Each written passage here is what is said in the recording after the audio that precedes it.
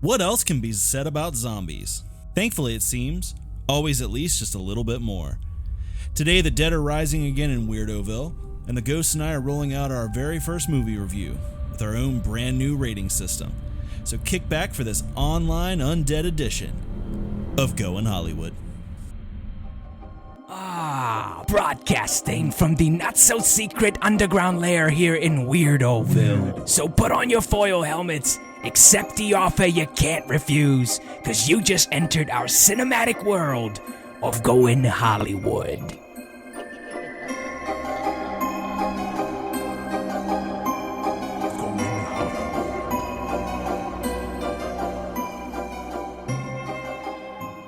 Do you know how pissed off I would be if a zombie apocalypse happened and it was running zombies? I mean, who wouldn't be? And like the last few new movies had running zombies, which fucking sucks. I feel like I haven't seen slow zombies for a while. Well, no. Zombieland, they were slow zombies, weren't they? Oh, no. Oh, hell That's right. no. No, you're right. What am running I thinking? Clowns coming at you and shit. What was it semi-recently where they were walking zombies? There was something. That's a good question. I don't remember. Maybe that romantic zombie movie, the romance Warm Bodies, I think. Warm Bodies? That one, no, I never saw that one. No, I never. Maybe that one, but I don't know. Anything newer? Not that I'm aware of. I don't know what I'm thinking. Maybe I'm just thinking The Walking Dead. The Walking Dead are kind of slow. Possibly. Yeah, it might be what I'm thinking. Because even in the Netflix Black Summer, the Netflix series with zombies, it's kind of like The Walking Dead. They're also running in that one, so they're like, yeah, we're not sparing anything. These bitches are running. So fat folk like me are, as the ghost would put it, federally fucked. You are federally fucked. Federally fucked. Welcome to Goin Hollywood, everybody. We are JD and the Ghost. We are the head weirdos in charge. Welcome to the show. So it looks like Holly Weirdos that the dead are rising again in Weirdoville, and you guys are probably wondering why the hell are we talking about zombies? Well, first of all, we fucking love zombies. This is our big thing. Our first episode ever was a breakdown of the zombie genre itself. A full spotlight on the zombie genre. Go check that out. A full spotlight. But you're probably wondering what the hell are we doing? But there is something new happening here in Weirdoville, ladies and gentlemen. Goin Hollywood is actually going to start reviewing movies. And this is the first one that we're reviewing. It seems appropriate. Zombie, right? It is brand new. It came out last year. It was completely off of my radar. Did you know about this? No, actually, I didn't. And actually, just kind of one more thing, kind of going back to our first episode about that, though, is we did end that episode wondering what the next big thing in zombie film would be. And I'm wondering if maybe we did stumble upon it. And you know, this one did seem like it was actually kind of perfect for 2020. It seems like almost a metaphor for 2020, I would say. Yes. I mean, very much so, dude. Very much so. Ladies and gentlemen, we're talking about the Netflix original South Korean horror movie, #Alive.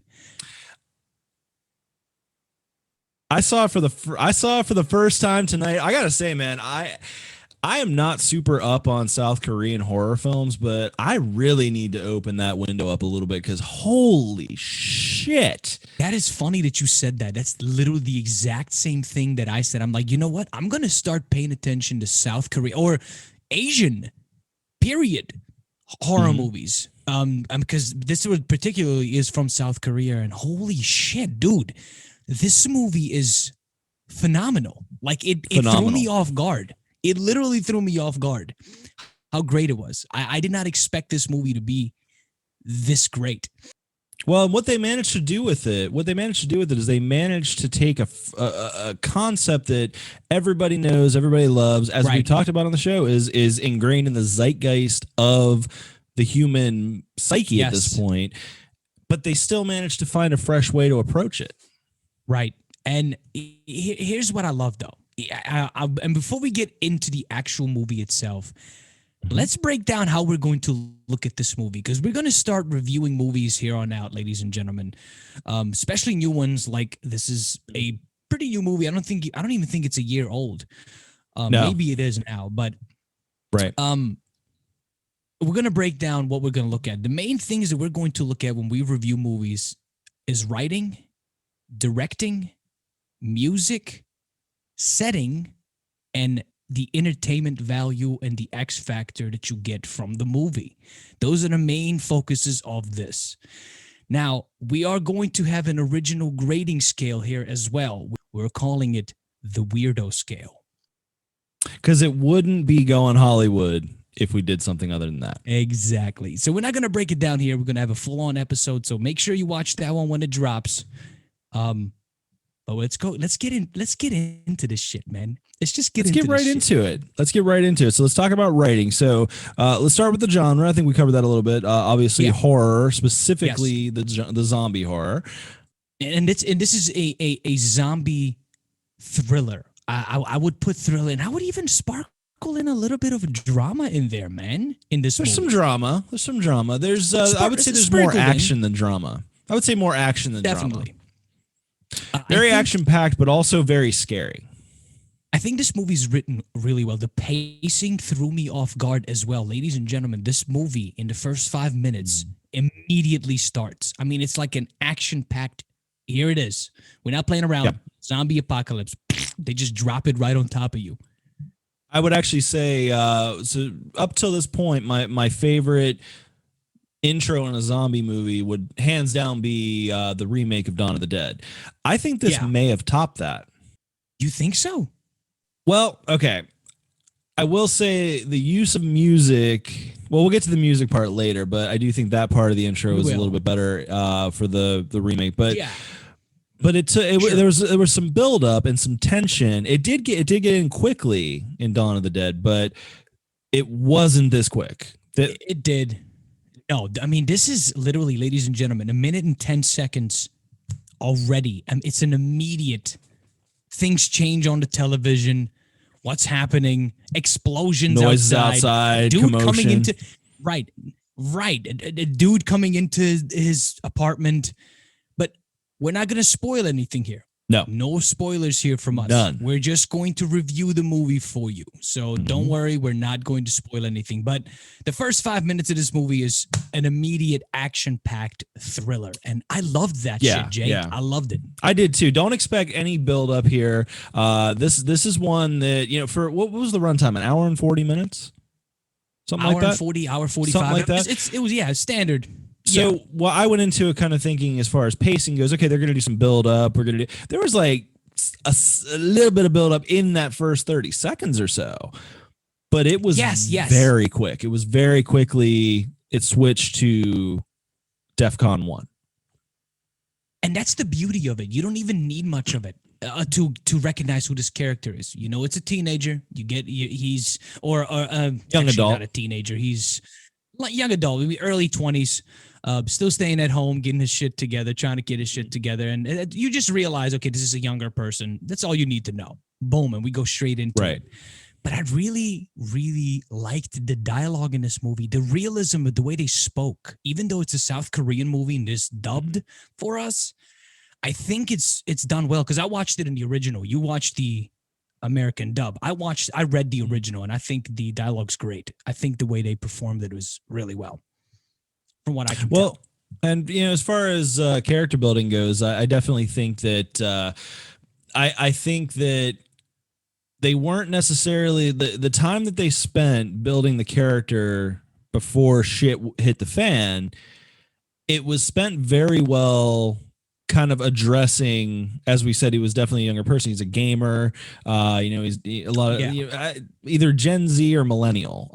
And what I like about that is that kind of actually becomes kind of a millennial. Theme. Yeah. Either that or I don't know which one. Somewhere in that younger. One of the kids. One of these kids, right? but they kind of make that a theme throughout, and I actually kind of thought that was interesting because I haven't really seen much of that. No, I liked it. I think the character building is quick, but it goes straight to it. And you know exactly who you're dealing with. You're dealing with an archetype is basically what you're dealing with because they present him that way. They present him even when he starts keeping like a video log of himself. He even mentions in the very first video he mentions his subscribers, which, I mean, we're even in that space now of talking, shit like that. So to our subscribers, if the zombie apocalypse happens, right, we hope you listen. Subscribe. That's awesome. But let's get into directing. What did you think of the directing style? Because this was directed by Lee Cho. I don't know much about him. This is the only movie that I know of his, and I'm kind of ashamed. But it's okay. We're gonna study up on him. But what did you think of the directing style here? Well, we're definitely going to study up on Lee Cho because I thought it was very clean. I thought it was purposeful in everything it did. It just seemed it seemed tight in a good way. Like it seemed like I don't know, like the cinematography was fantastic. The scenery was great. Even some of the times where it was like I feel like there was a part at the end where there was a helicopter flying and you could kind of tell it was CGI, but like that was the only issue I had. But like the makeup throughout, I mean, that was honestly some of the best recent zombie makeup I've seen. Oh yeah, for sure. No, he used a lot of tight angles, like medium shots, close-ups, close to the face. Yeah. And that's kind of a given because they're shooting everything in one apartment. It is in one apartment complex. And then it's in this apartment unit where this kid is. So it's gonna be a lot of tight angles, a lot of close-ups. Very claustrophobic. I think it worked. But my favorite thing is, and I'm not going to spoil it, but there's something that the main character does that he utilizes with his phone. We're not going to get into it, but it's amazing. Jay, you know that shit is dope. That shit was dope. Don't tell anybody, but you know what I'm talking about. I feel like we can tease it a little bit, though, is he kind of relied on his connection to the outside world, the little bit that he had, and used it in a very millennial way. I feel like the title could give you some kind of hint to that. So right. So yeah, it was very that's what was fresh about it. So we're talking about like really good. The acting was good, but we're talking about. Yes. I was really impressed by the set. I was impressed by the set, both inside the apartment and in the complex. And we'll get into that one, man. You break that down when we get to the settings. His directing style, the way you said, is tight. I mean, he tightened that shit up. You can tell that they blocked the living fuck out of this. Every step is blocked perfectly. Not a shot that I didn't like.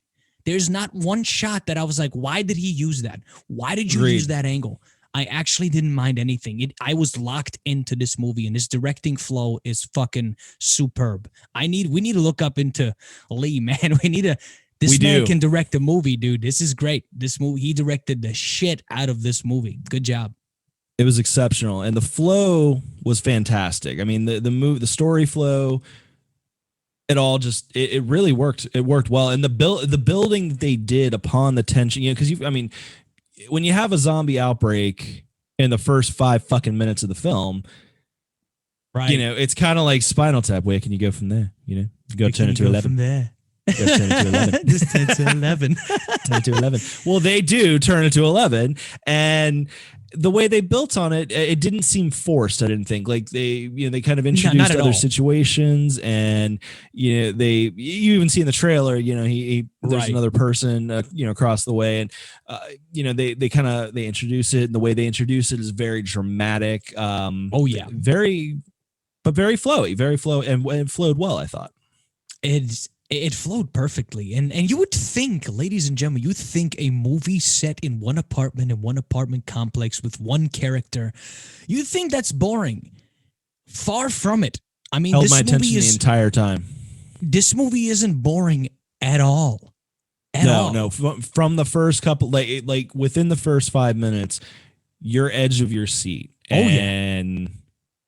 Dude, I didn't lose interest once. Like I was in it the entire time. I know. I saw you. We were watching this together, ladies and gentlemen, and he's on the phone with me. We're watching it on the TV, and this man was literally just zoned in. I watched it a couple of times. I'm like, he is in. Like he's feeling this shit, and I knew you would. But yeah. Let's break down the musical aspect of this baby, man. Holy shit. Dude, this soundtrack, because I thought there was a score here, but the soundtrack in this movie is fucking, the musical placement fire. Dude, had like Quentin Tarantino style. Like the director knew, It did. right? Yeah. Well, and when you said like kind of like in your face and almost like where it feels like it shouldn't fit, but it really fits. Yeah. Like the opening, okay, and that's what I was talking about the opening credits there. So in the Dawn of the Dead remake, they used the Johnny Cash song "When the Man Comes Around," which is about about biblical shit, and it's about the end of the world. So it had this real eerie vibe when, especially when you know what that song is about. Yeah. So I think now I have no idea what the fuck they were saying in the song that they did. I was feeling the fucking beat though. So yes, dude. So I mean, it could very well be that there was like a lot more to that, but I still think the Dawn of the Dead has a beat, but it does. The soundtrack is fucking fire. Because me and you both started like fire. When that first song came on and he started like dancing because he's like, fuck it, it's an apocalypse, let's get it on. And I immediately started thinking I'm gonna add this to a fucking like playlist. Like immediately started thinking that. The only flaw that I kind of with the music is that I wish it had a score. I wish it had like an orchestra playing with a composer, but it was more of a soundtrack. They placed musical soundtracks in there. So. I'm going to disagree with you on that. I know that you're really big on that, but I think I am. I think that I don't think that would have worked for this because the entire vibe of this was supposed to be very millennial generation oriented. So I feel like the idea of like an orchestral soundtrack would have seemed more old school. Whereas if you had this like kind of fresh fucking hot shit coming on, like this like South Korean fucking dude. Yeah, South Korean rap. I don't know what it's great. I don't know what the fuck is going on in South Korea, but I got to get more into their fucking culture, man. They got some cool shit going on. It really is, ladies and gentlemen. You'd be surprised, but it's really great, dude. Like me and him got into this shit, like into the music and into it. And I mean, let me say that there is definitely some kind of score, but it's like you said, more millennial. It's more, more subtle, more. I would say even more used for sound effect, almost like more like kind of jump scare stuff and electronic, things like that. Like to go with like the electronic scares, which is fine. I prefer the traditional people playing orchestra with because trumpets and violins and cellos are scary as shit when you actually play some good notes with them. But well, see, it's funny. You're a purist about that kind of shit. Fantastic. You're a purist about that shit. So you're a purist about that shit. I am a purist, but I am. It's it was very subtle. I like that it was subtle enough for me not to be bothered without having that score, but the music worked. I like the soundtrack. I did. Well, I think as far as the soundtrack goes, I think we can safely say it works. It works. It works. It works. It works. All right, can we talk about the fucking setting? Please, go ahead. Dude, okay. So they definitely had very limited, like we said, it's about claustrophobic sets. The interiors were very claustrophobic. You got hallways, you've got apartment units, but there's like this big courtyard and just crawling zombies. And it's just like that and your door. That's all you got. It's pretty fucking on point. It is. And I just checked. They spent $14.7 million US on this. So this had a $15 million budget. So I like how they utilized that setting, though. It is in one location, one big apartment complex, but it is centered in one dude's apartment where he's alone in, and everything else around him happens where he is. He got lucky and nobody got, No, he got super lucky, but I'm the kind of person, I prefer movies where they're in one location with one group of characters, and that's where everything happens. If you can make a story work within one location, you are fucking killing it. It's difficult. And I think that can be tough to do. Yeah, easy. I think it could be very tough to do. Very much so. Especially with zombies, dude. It can absolutely be that. But how do you think the setting is with the characters? Is it its own character? Do you think itself, or do the characters? How do the characters play a role with this? I would say, to a point. Nah, well, kind of. I mean, because it did kind of connect them, and it even connected some other surprises It later did. on in the third act. So, yeah, you know what? I am going to say that the apartment complex actually was a character in itself. I think it was, yeah, I think so. It was. Mhm. Agreed. I completely agree. Do you think it actually hurt them, or do you think it helped the setting itself? Do you think it? I think the way they were trying to tell 'Cause the I think story, it kind of hurt them. Really? I actually think it did hurt them. I How mean, so? imagine you're in such. They even mentioned it in the movie, and I'm not going to spoil it, but they even mentioned it where it's like there was a big issue with the apartment complexes having a huge outbreak because they're so tightly compacted. I think it kind of hurt them, but then helped them on the in a really weird way too. You know what I mean? Well, I mean, I would say I it can't helped. say anything without spoiling it. I would say it helped the story because, like you said, you know, you've got these concentrated areas of human population. It makes sense that would happen, you know, Sure. in an area like that. So I think it actually helped the story, to be honest. The story they were trying to tell. Now I want to break down the major part of this movie. The entertainment value, man. Yes. Did we gain entertainment value, my brother? Dude. Okay, so like I said, I was on the edge of my seat the entire time. I wasn't really scared. I'm not really scared with zombie movies anymore. But yeah, okay, but like, Right. It's one of those things where you're not scared watching it, but like, if you were in the situation, you'd be fucking terrified. So I was definitely entertained. I didn't lose. It didn't lose attention once. The only issue I had, Same. I do feel like the main actor was a little bit of an overactor in some of the dramatic scenes. You actually mentioned that while we were watching. I'm like, because my wife made a joke and he's like, yeah, I kind of agree with her. I'm like, what do you mean? He's like, he's a wee bit overacting here. I'm Just like, a wee bit. a little bit, maybe just a wee bit, maybe. Yeah, all right, but yes, the main actor overacts in some certain locations. Fine, that's okay. But I will give you this. I watched this the second time, and I loved it even more because I knew what was happening, and I didn't lose one bit of any kind of entertainment Not value. one. I mean, this kept my attention completely thoroughly. The tone is almost consistent. There's a little breaks in between where the drama and romance come in, but it's continuously suspenseful. This movie is suspenseful from beginning to the end until a couple little parts. But I loved it. I love it. I think it's time to grade this motherfucker. All right. Our first Our time. very first this time. shit. Very first time. All right. So for our very first on the weirdo scale review, I think I'm going to give this I'm a actually super curious. Oh God, you giving it a super dope? I'm giving it a super dope. The only issue that I had was the acting wasn't 100% on point. It was still good, mind you. It was still good. Entertainment value was there. It was a fresh take on a genre we've seen zombies 1,000 times. We talked about that at the end of the we talked about that at the end of the first episode. You know, the crazy fucking amount of things that we've seen zombies be a part of. Zombie strippers, zombie beavers. I think there was zombies versus Nazis at one point. Yeah, Nazi zombies, like the worst kind of zombies you could possibly have. So, you know, and they still found a way to add something fresh to it, and it hold your attention. If you love action, the action is there.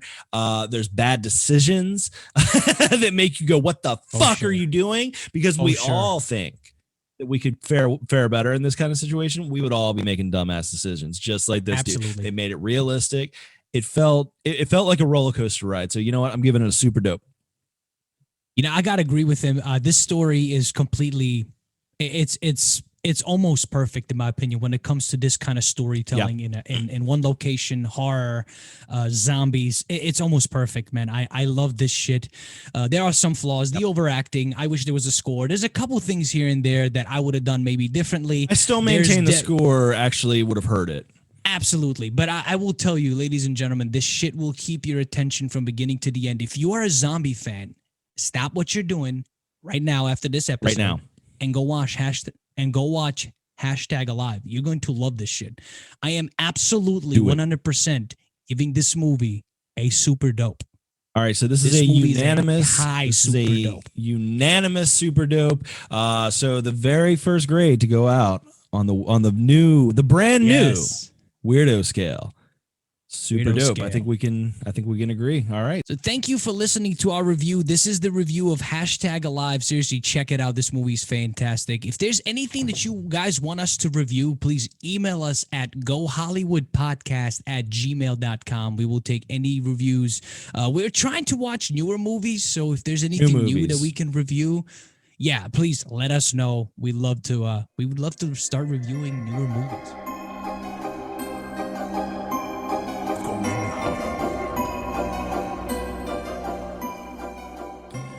So this has been our very first review ever. I feel like it was appropriate that we got back to the zombie genre. You know, that's how this podcast started. It started with an entire look at the zombie genre. Check out episode 1. So definitely want to thank you guys for checking it out. I want to know what you guys thought. I want to know if you got to check out #Alive and you think it got the rating that we gave it, if the rating we gave it is deserved, or if you think it needs to be moved up or down. Well, we want to know. Let us know. Any movies you guys want to see us review, let us know. We want to hear about them. We want to get them on the roster for you so you can check that out. So the Ghost and I are participating in a big charity walk with the official Goin Hollywood pinup girls, Lola and Sugar.